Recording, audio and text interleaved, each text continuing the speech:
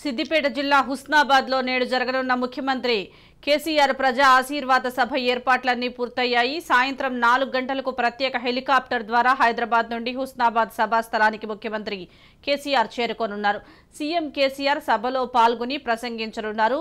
వచ్చే శాసనసభ ఎన్నికల్లో బీఆర్ఎస్ పార్టీ మొట్టమొదటి భారీ బహిరంగ సభ కావడంతో సుమారు 1,00,000 మందితో సభను విజయవంతం చేయడానికి పార్టీ శ్రేణులు కృషి చేస్తున్నాయి. సభలో మహిళలకు, వికలాంగులకు ప్రత్యేక గ్యాలరీలను ఏర్పాటు చేశారు. హుస్నాబాద్ ఎమ్మెల్యే సతీష్ కుమార్, రాష్ట్ర ప్రణాళిక సంఘం ఉపాధ్యక్షుడు బోయినపల్లి వినోద్ కుమార్, మంత్రి హరీష్ రావు సభ ఏర్పాట్లను ఎప్పటికప్పుడు సమీక్షిస్తున్నారు.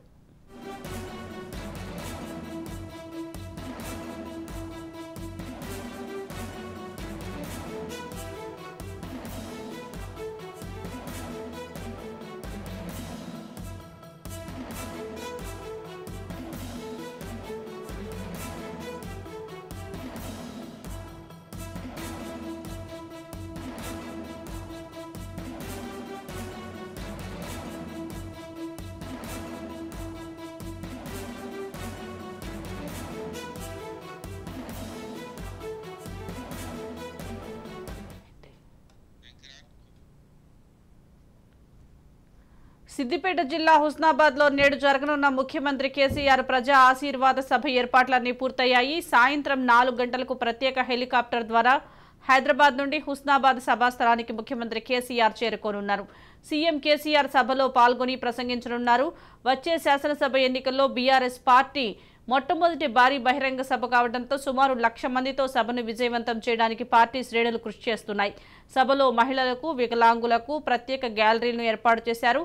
హుస్నాబాద్ ఎమ్మెల్యే సతీష్ కుమార్, రాష్ట్ర ప్రణాళిక సంఘం ఉపాధ్యక్షుడు బోయినపల్లి వినోద్ కుమార్, మంత్రి హరీష్ రావు సభ ఏర్పాట్లను ఎప్పటికప్పుడు సమీక్షిస్తున్నారు.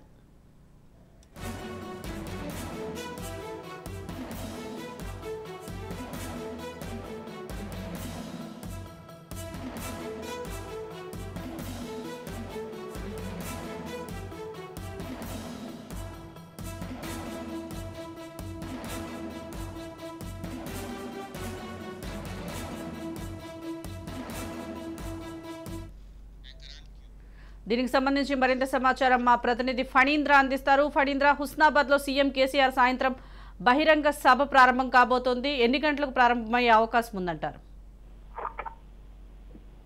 సుజాత, ప్రస్తుతం దీనికి సంబంధించినటువంటి ఏర్పాట్లు పూర్తయ్యాయి. తన సెంటిమెంట్ ను కొనసాగిస్తూ సీఎం కేసీఆర్ మూడోసారి ఎన్నికల ప్రచారాన్ని హుస్నాబాద్ నుండి ప్రారంభిస్తున్నారు. ఉమ్మడి కరీంనగర్ జిల్లాకు చెందినటువంటి హుస్నాబాద్ గతంలో 2 సార్లు కూడా అక్కడే తన సభను ప్రారంభించిన తర్వాత తనకి కలిసి వచ్చిందని, మరోవైపు ఉమ్మడి కరీంనగర్ జిల్లాలో 13 స్థానాలకు గాను 12 స్థానాలు గతంలో గెలుచుకుందనే సెంటిమెంట్ కేసీఆర్ కి ఉంది. 4 గంటల సమయంలో సభ ప్రారంభం కాబోతోంది.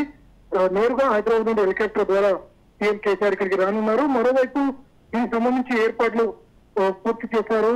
ఇక్కడ మంత్రులుగా ఉన్నటువంటి కీలకమైన వాళ్ళంతా కూడా సభా ప్రాంగణాన్ని పరిశీలించి దానికి సంబంధించి ఏర్పాట్లకు సంబంధించి సంతృప్తి వ్యక్తం చేశారు. దాదాపుగా 1,00,000 మంది వరకు ప్రజలు దీనికి హాజరయ్యేలా జన సమీకరణ చేస్తున్నారు. నిజానికి గతంతో పోలిస్తే ఈసారి కొంత ప్రతిపక్షాలు ఏవైతే ఉన్నాయో కాంగ్రెస్ అలాగే బీజేపీ 2 కూడా పుంజుకున్నటువంటి నేపథ్యంలో ఉమ్మడి కరీంనగర్ జిల్లాలో మరోసారి తన సత్తా చాటాలని టీఆర్ఎస్ భావిస్తోంది. అందుకే దాదాపుగా 6 సభలు మొత్తం నిర్వహిస్తోంది. అందులో మొదటి సభ ఉత్సవాలు జరుగుతుంది.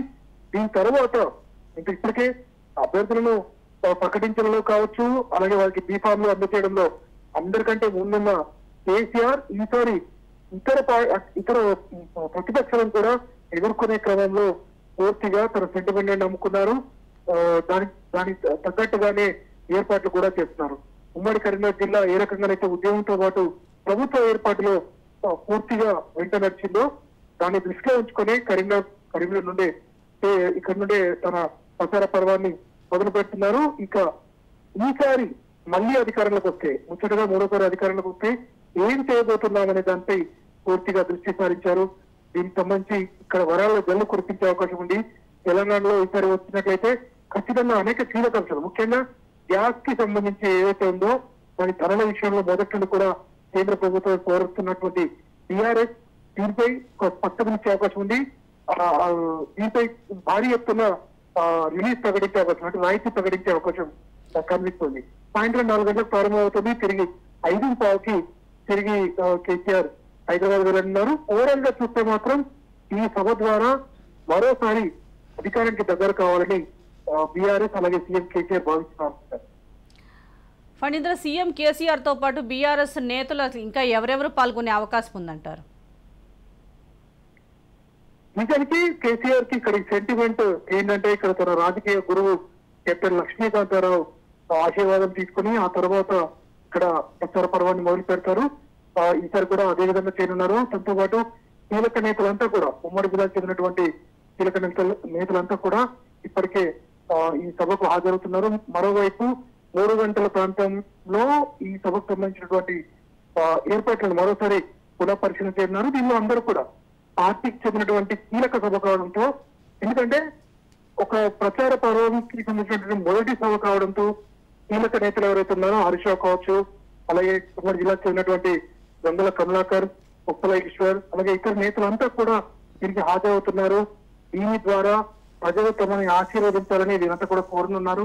ఇక మరోవైపు ఇక్కడి స్థానిక ఎమ్మెల్యే సతీష్ కుమార్ ఇప్పటికే దీనికి సంబంధించినటువంటి ఏర్పాట్ల విషయంలో పూర్తి సంతృప్తిని కూడా ప్రకటించారు. ఈ రోజు ఈ సభ ముగిసిన తర్వాత తిరిగి మళ్ళీ దీనికి సంబంధించినటువంటి ఏవైతే ఇచ్చినటువంటి హామీలు ఏవైతే ఉన్నాయో వాటికి సంబంధించి మరోసారి రివైజ్ చేసే అవకాశం కూడా ఉన్నట్టు తెలుస్తోంది. Right, thank you Phanindra.